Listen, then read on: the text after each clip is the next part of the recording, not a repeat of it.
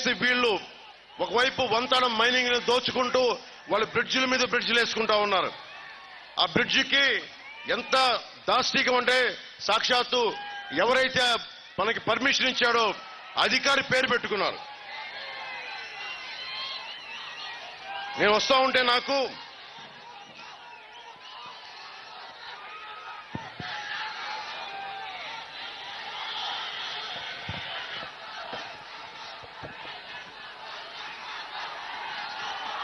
భవన నిర్మాణ కార్మికులు నాకు ఈ లెటర్ ఇచ్చారు. 450 కోట్ల రూపాయలు మా సంక్షేమ నిధి నుంచి వైఎస్ జగన్ ప్రభుత్వం తీసేసుకుంది. మాకు కూతురు పెళ్లికి మా సంక్షేమ నిధి నుంచి 20,000 రూపాయలు, అలాగే కూతురు డెలివరీ అయితే 2 సార్లు 20,000 రూపాయలు, కార్మికులకు ప్రమాదం జరిగితే 9,000 రూపాయలు, ఇలాంటివన్నీ కూడా కూర్చుని దాదాపు 5 లక్షల రూపాయల వరకు వాళ్ళకి క్లెయిమ్ చేసుకోవచ్చు. అలాంటివి ఇవన్నీ ఈ రోజున వైఎస్ జగన్ మొత్తం మార్చేశాడు, దోచేశాడు. ఇవన్నీ భవన నిర్మాణ కార్మికుల సంక్షేమ నిధి నుంచి భవన నిర్మాణ కార్మికుల భవిష్యత్తును తీసేశాడు. ఈ రోజున భవన నిర్మాణ కార్మికుల సంక్షేమానికి నేను మాటిస్తున్నాను, కూటమి ప్రభుత్వం మాటిస్తుంది. రాగానే మీ సంక్షేమ నిధిని మళ్ళీ మీకే వచ్చేలాగా మేము సంపూర్ణంగా చర్యలు తీసుకుంటాం.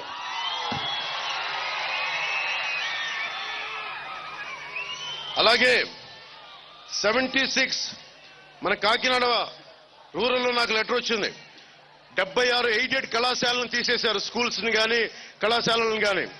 తిరిగి వాటిని పునరుద్ధరించమని కోరుతా ఉన్నారు వైఎస్ జగన్. ఎందుకంటే మనకి ఎయిడెడ్ కాలేజీల్లో స్కూల్స్ లో దాతలు స్థలాలిచ్చి డబ్బులిచ్చి పేద విద్యార్థులు, ఎస్సీ విద్యార్థులు కానీ, ఆర్థికంగా వెనకబడ్డ ఓసీ విద్యార్థులు కానీ, ఎస్సీ ఎస్టీ బీసీ మైనారిటీ విద్యార్థులకి తక్కువ ఫీజు తోటి చదువుకునేలాంటి సౌకర్యం ఎయిడెడ్ కళాశాలలకు ఉండేది.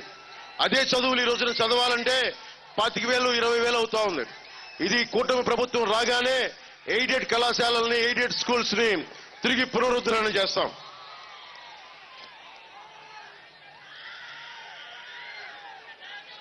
పత్తిపాడు మండలానికి సంబంధించి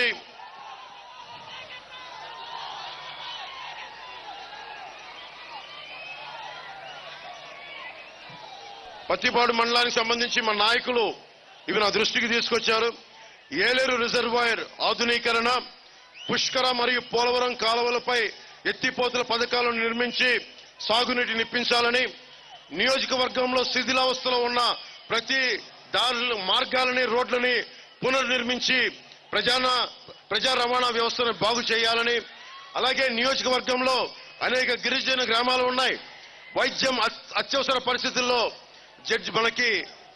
మనకి డోలీల్లో వేసుకొని కొండలపై నుండి ఆసుపత్రులు తీసుకొచ్చే పరిస్థితి నుంచి మనకి ఆసుపత్రులు అందుబాటులో, ప్రైమరీ హెల్త్ కేర్ అందుబాటులోకి తీసుకొస్తాం.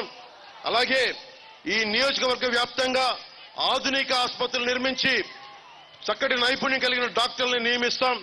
ఎన్నో సంవత్సరాలుగా సబ్ ప్లాన్ ఏరియా గిరిజనులుగా కలగా మిగిలిపోయిన పెద్దమల్లాపురం గ్రామాన్ని మండల క్వార్టర్స్ గా హెడ్ క్వార్టర్స్ గా చేసి గిరిజన మండలంగా మార్పు చేయవలసిందిగా కోరుతా ఉన్నారు.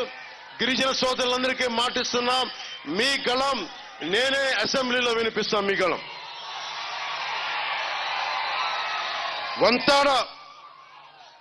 వంతాడ అక్రమ మైనింగ్ ని నేనే దగ్గరుండి దీన్ని కూర్చొని రెగ్యులేట్ చేస్తాం. అడ్డగోలుగా దోచేస్తా ఉన్నారు చంద్రశేఖర్ రెడ్డి గారు, వాళ్ళ తమ్ముడు, వాళ్ళ కుటుంబం, వైఎస్ జగన్ రెడ్డి, అలాగే మిథున్ రెడ్డి గారు, పెద్దిరెడ్డి గారు.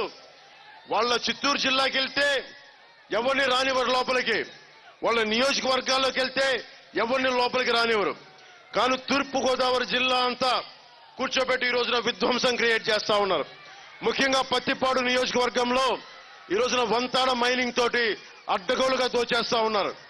నేను మీకు మాటిస్తున్నాను, యువతకి ఈ సంపద మనది, ప్రకృతి వనరులు మనవి, వీటి హక్కులు మన మీద ఉండాలి. ఎంత విధ్వంసం తప్పదు, కానీ ఆ విధ్వంసం ఏ మేరకు ఉండాలి, అది మనకి హాని కలిగించే విధ్వంసం ఉండకూడదు.